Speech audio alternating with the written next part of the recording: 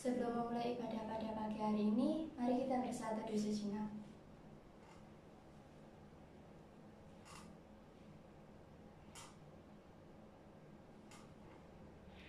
Arahkanlah hatimu kepada Tuhan untuk memuji dan menyembahnya saat ini. Ibadah kita dimulai dalam nama Bapa, Putra, dan Roh Kudus. Amin. Sebelum memulai ibadah pada pagi hari ini, marilah kita menyanyikan lagu Pertolonganmu.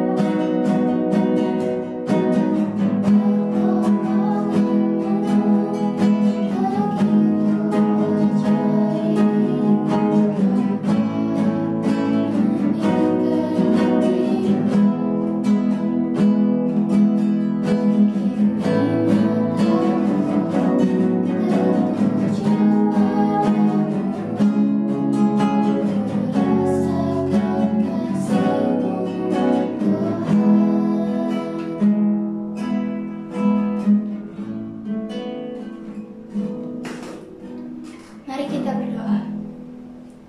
Tuhan, terima kasih atas berkat-Mu hari ini ya Tuhan. Terima kasih juga karena Engkau sudah mengumpulkan kami sekarang supaya bisa beribadah. Kami menyadari kesalahan kami Tuhan selama 1 minggu ini. Kiranya Engkau mengampuni dosa-dosa kami ya Tuhan. Berkatilah ibadah ini dari awal hingga akhirnya. Terima kasih Tuhan, dalam nama Tuhan Yesus. Amin. Nas pembimbing kita terambil dari 1 Korintus 15 ayat 58. Karena itu saudara-saudaraku yang kekasih, berdirilah teguh, jangan goyah, dan giatlah selalu dalam pekerjaan Tuhan. Sebab kamu tahu bahwa dalam persekutuan dengan Tuhan, jeripayahmu tidak sia-sia. Bersama seluruh umat percaya, marilah kita mengikrarkan pengakuan iman kita, pengakuan iman rasuli. Aku percaya Allah yang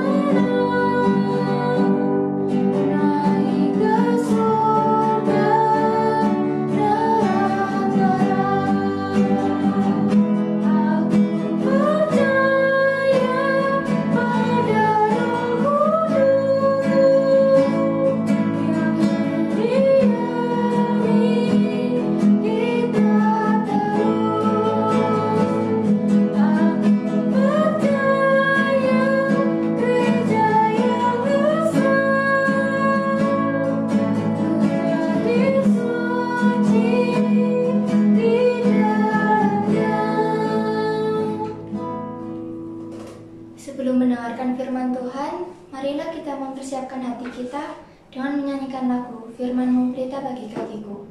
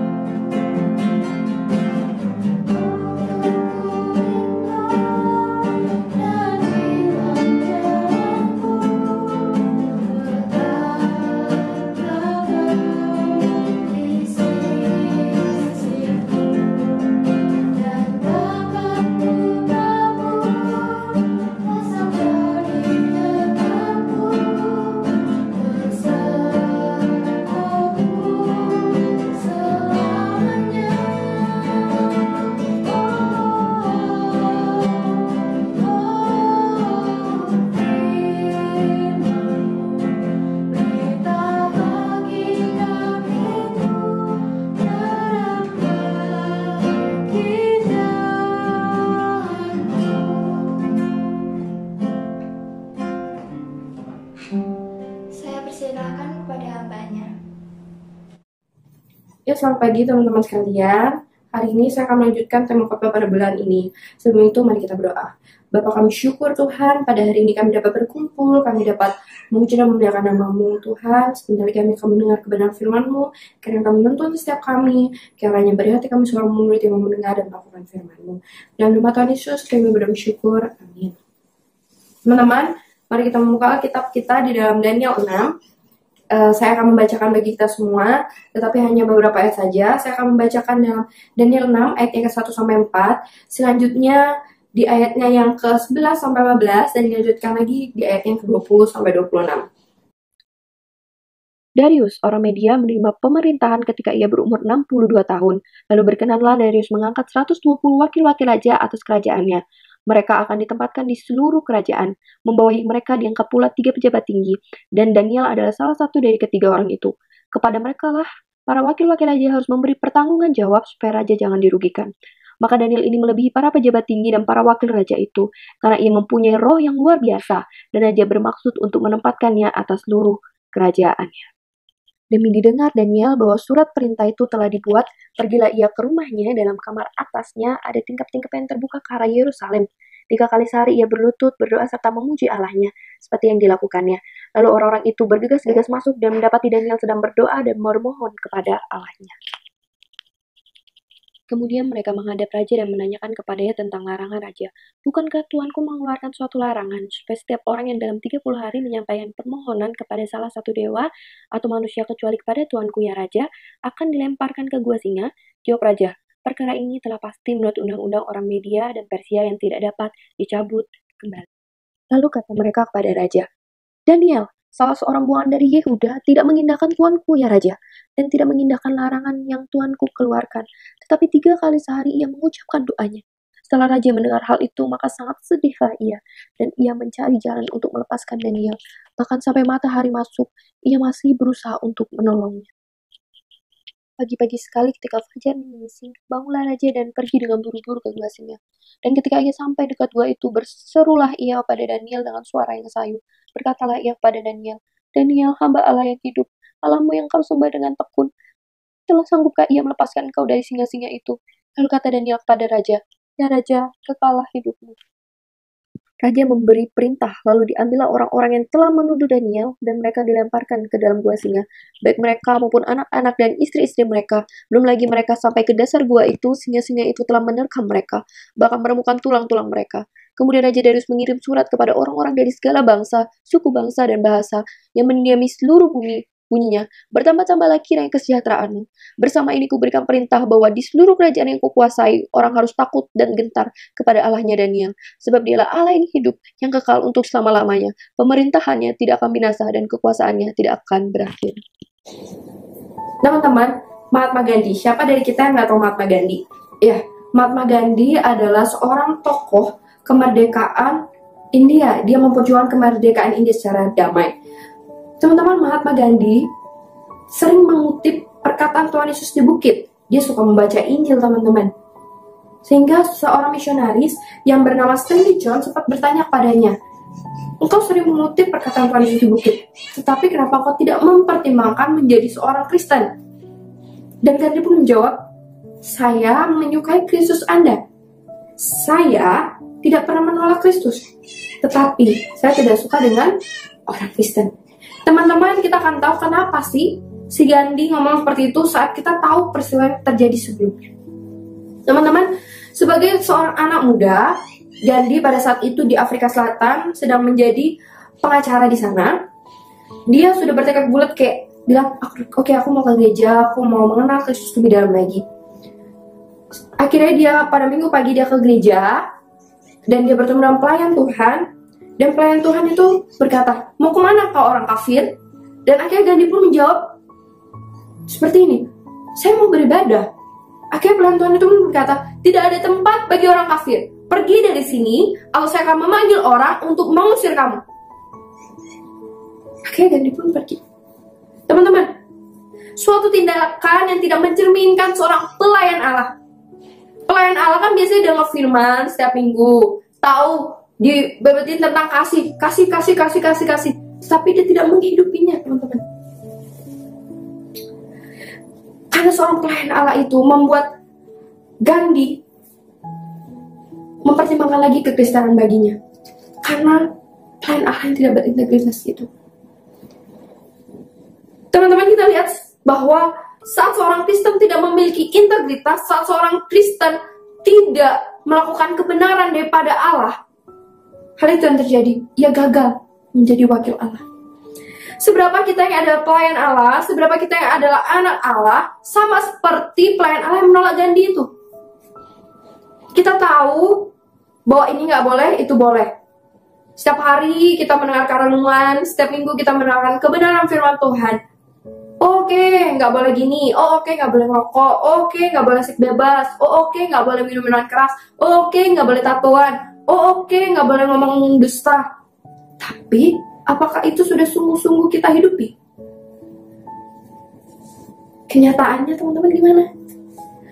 Apakah kita sudah menerapkan itu semua dalam kehidupan kita? Apakah itu sudah kita terapkan? Atau kita masih berkompromi?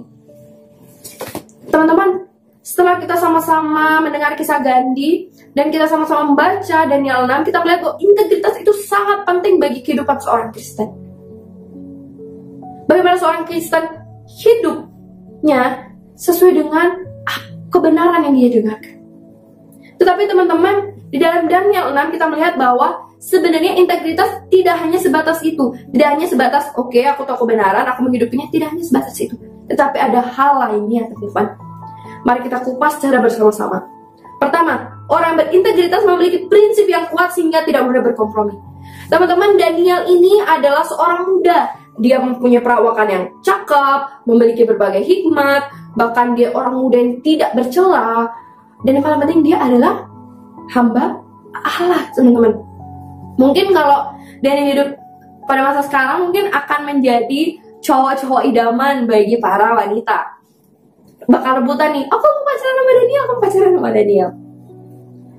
Teman-teman, Daniel bekerja di kerajaan Babel yang tidak mengenal Allah.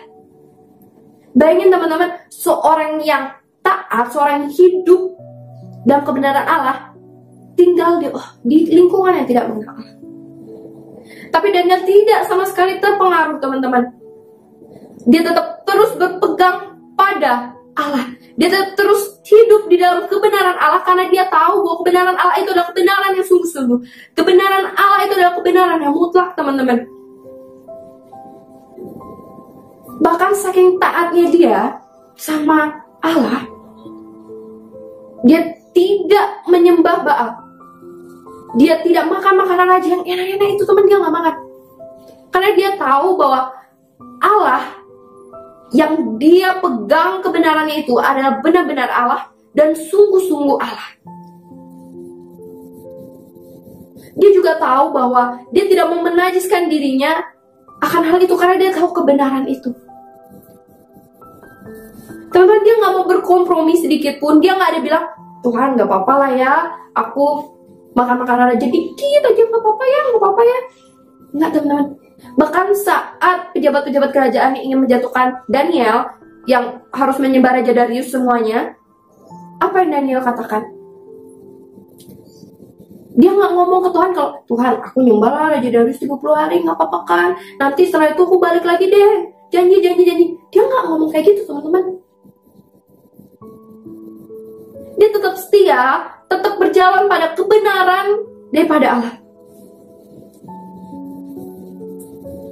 Ya, dia tetap setia kepada kebenaran daripada Allah. Dia terus beribadah kepada Tuhannya. Dia tidak berkompromi sedikit pun, teman-teman. Sekarang bagaimana dengan kita? Apakah kita sudah memiliki prinsip yang kuat di dalam hati kita akan kebenaran yang daripada Allah itu adalah kebenaran yang mutlak? Kebenaran daripada Allah itu harus benar-benar kita hidupi karena dia adalah sungguh-sungguh Allah.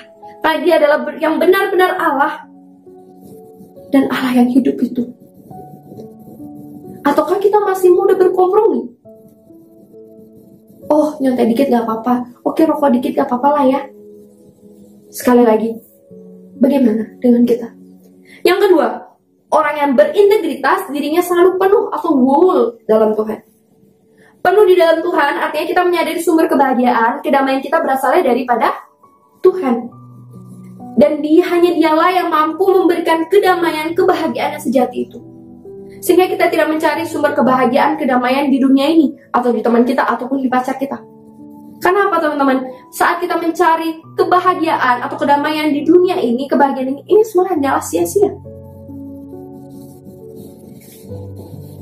Saat kita mencari kebahagiaan, kedamaian di dunia ini, kita membuat diri kita dipenuhi kebucinan akan dunia ini. Yaitu, oh harus jadi kaya dulu baru bahagia. Oh harus punya pacar dulu baru bahagia. Oh baru punya banyak teman baru bahagia. Kita menjadi bucin, teman-teman, akan dunia ini. Karena banyak sekali standar-standar kebahagiaan di dunia ini. Tapi teman-teman, kita harus sadar bahwa kebahagiaan dan kedamaian sejati itu hanya kita dapatkan di dalam Allah. Saat kita sadar bahwa kebahagiaan sejati dan kedamaian itu berasal daripada Allah, kita memenuhi diri kita di dalam Allah. Seperti Daniel, teman-teman. Daniel pun tahu bahwa Tuhan itu adalah sumber segala kedamaiannya, sumber segala kebahagiaannya. Jadi saat dia akan masuk ke dalam gua singa, dia tahu bahwa sumber kebahagiaannya itu adalah Allah. Dia tidak takut, teman-teman. Ia nggak memenuhi dirinya akan kesenangan dunia, akan kebahagiaan dunia dengan bilang, aduh, aku nggak mau nyembah Tuhan dah, aku lebih milih tataku. Dia nggak ngomong gitu, teman-teman. tapi ia memilih menjadi bucin Allah, yang taat terus melakukan setiap kebenaran yang Tuhan nyatakan. Bagaimana dengan kita sekarang, teman-teman? Mau kita menjadi bucin-bucin Allah itu? Daniel, teman-teman, melakukan itu karena dia tahu bahwa Allah yang ia sembah, Allah yang ia percaya adalah bukan sembarang Allah. Allah yang ia sembah, Allah yang ia percaya adalah benar-benar Allah. Sehingga keyakinan itu yang membuat ia mampu bertahan di tengah orang yang tidak percaya pada Allah dan mau terus hidup dalam kebenarannya dan berintegritas penuh. Yang ketiga, orang yang berintegritas adalah orang yang sama di depan dan sama di belakang. Atau bisa kita bilang dengan tidak munafik. Kita lihat contoh Daniel. Kehidupan pribadinya, kehidupan pelayanannya selalu jalan atas dasar kebenaran daripada Allah. Saat dia dicuri dan berdoa, dia tidak mengelak. Oh enggak, saya nggak berdoa, enggak. Saat peraturan untuk menyembah Raja Darius keluar, dia nggak bilang, ngapain juga nyembah Tuhan, mending aku nyembah Raja Darius. Terus tiba-tiba di belakang, dia berdoa sama Tuhan. Enggak. Dia tetap hidup di dalam kebenaran itu, teman-teman. Sekali lagi, Daniel melakukan itu karena ia tahu bahwa Allah yang ia percayai, bahwa Allah yang dia sembah adalah sungguh-sungguh Allah. Bahwa Allah yang ia sembah, bahwa Allah yang ia percayai adalah benar-benar Allah.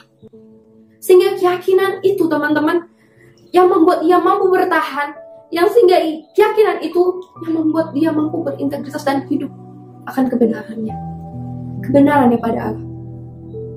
Teman-teman, saya mau nanya, ini gambar apa? Pisang ya? Satu orang ngomong, ini bukan pisang, ini durian. Kalian tetap ngomong, ini pisang apa durian? Oke, pisang ya. Terus semua orang ngomong, ini durian, bukan pisang. Kalian tetap ngomong apa? Pisang. Iya, teman-teman. Kita ngomong ini pisang karena kita tahu kebenarannya bahwa itu pisang. Tapi berbeda jauh sekali dengan apa yang kita sering lakukan. Setiap kali di dalam kehidupan kita tahu nih bahwa hal itu salah. Kita tahu nih bahwa hal itu benar. Kita tahu bahwa hal itu salah, ya karena kita tahu kebenaran itu. Kita tahu itu benar, ya karena kita tahu kebenaran itu, teman-teman. Tapi karena semua berkata, oh gak apa-apa lah, gak berdosa kok. Kita mudah tertarik akan hal itu. Kita berkompromi akan dosa itu, teman-teman. Saat dia mengatakan, aduh ngapain pelayanan, mending main game aja. Aduh, rokok nih coba, gak jantan lu. Ini nih, ada link baru nih, nonton nih. Cukup banget gak nonton. Main di kantin yuk, lapar banget nih. Kita mulai berkompromi, teman-teman. Kita tertarik dan kita berkata, oh gak apa-apa deh ya. Kan hari Minggu ada pengakuan dosa. Gak apa-apa deh. Rokok dikit, dimana aku dijauhin teman kan Tuhan. Nanti masa Tuhan gak kasihan sama aku kalau dijauhin teman. Gak apa-apa deh. Nyuri dikit, dimana aku kelaparan. Teman-teman, seringkali juga kita menjadi pribadi yang mengecam dosa, tapi diam-diam kita sendiri yang berbuat dosa, teman-teman.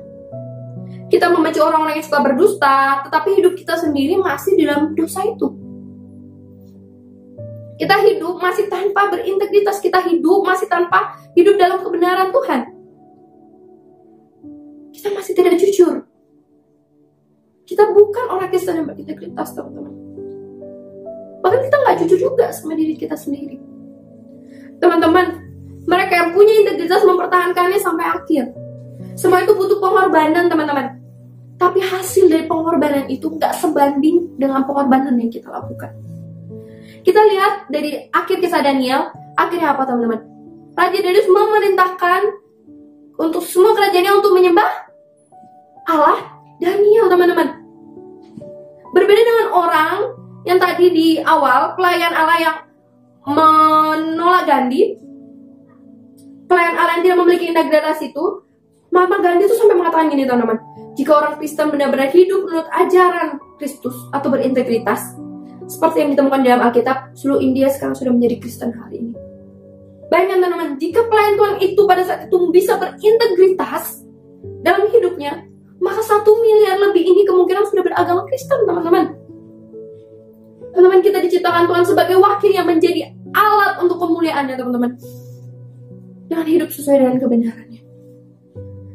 Kita berintegritas, kita memancar menunjukkan karakter Kristus, terang Kristus itu teman-teman, kepada dunia ini. Allah mau kita seperti itu, sehingga dunia mampu melihat bahwa Allah yang kita sembah, Allah yang kita percayai adalah bukan sembarang Allah, dan Dia adalah benar-benar Allah. Kita lihat di Daniel 6 teman-teman, ayat yang keempat yang berbunyi gini. Maka Daniel ini melebihi para pejabat tinggi dan para wakil raja itu, karena mempunyai roh yang luar biasa. Karena keintegritasan Daniel teman-teman, membuat orang lain bisa melihat Allah dalam dirinya teman-teman. Karena roh daripada Allah itu hidup di dalam dirinya. Apakah kehidupan kita sama seperti Daniel? Orang lain bisa melihat Allah di dalam diri kita? Apakah sudah teman-teman? Teman-teman mungkin terbesit di dalam pikiran kita, aduh saya ini udah coba berkali-kali tapi tetap jatuh terus loh ini. Gimana, gagal lagi, gimana ini? Teman-teman, hal itu menunjukkan bahwa kita tuh lemah dan kita butuh Tuhan. Tuhan tahu teman-teman bahwa kita ini lemah. Kita orangnya gimana Tuhan tahu. Kita ini hanyalah sumbu-sumbu yang sudah tidak bisa menyalakan api. Kita hanyalah selai daun yang tidak berguna lagi dan selainya memang dibuang. Namun pengetahuan Tuhan itu tidak menurunkan keyakinan Tuhan bahwa kita masih dapat dipulihkan dan dapat menjadi hamba yang berintegritas. Ia tidak memandang hina setiap kelemahan kita, Ia tidak memandang hina setiap keberdosaan kita teman-teman. Ia tidak memandang sama sekali kekurangan itu. Karena Ia tidak mencari hamba yang sempurna, tetapi Ia mencari hamba yang mau diubahkan. Ia mencari hamba yang mau berpegang teguh pada kebenarannya dan mau hidup berintegritas.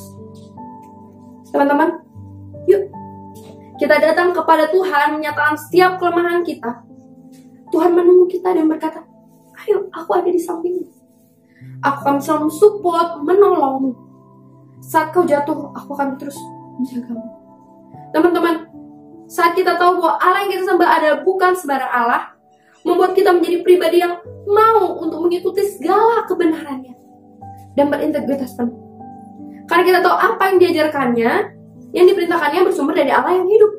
Segala kebenarannya adalah kebenaran yang mutlak. Walaupun dunia berkata, so suci lu, bodoh lu, cupu lu, kita gak merasa khawatir, karena kita bukan bucin dunia. Sehingga kita bisa menjadi wakilnya. Kita bisa menjadi wakil yang bisa memancarkan kasih Kristus itu, bisa memancarkan karakter Kristus itu, sehingga seluruh dunia akan mengatakan Allah yang kalian sembah sungguh-sungguh bukan sembarang Allah, dan nama Tuhan dipermuliakan. Amin. Mari kita berdoa. Bapa, kami sungguh bersyukur Tuhan pada hari ini kami sudah mendengarkan firman-Mu. Tuhan, terima kasih Engkau telah memilih setiap kami. Engkau tidak melihat setiap kelemahan kami, Tuhan. Kami menyerahkan hidup kami di dalam tangan-Mu. Kami mau menjadi terang di lingkungan kami, Tuhan. Kami tidak mau berkompromi sedikit pun terhadap dosa. Kiranya Engkau menolong setiap kami, Tuhan. Di dalam nama Tuhan Yesus kami bersyukur. Amin. Biarlah firman Tuhan barusan mampu kita renungkan dan kita lakukan dalam kehidupan sehari-hari. Untuk persembahan bisa ditransfer melalui GoPay atau OVO Trinity Community. Marilah kita mengakhiri ibadah ini dengan menyanyikan lagu Doa Yabes.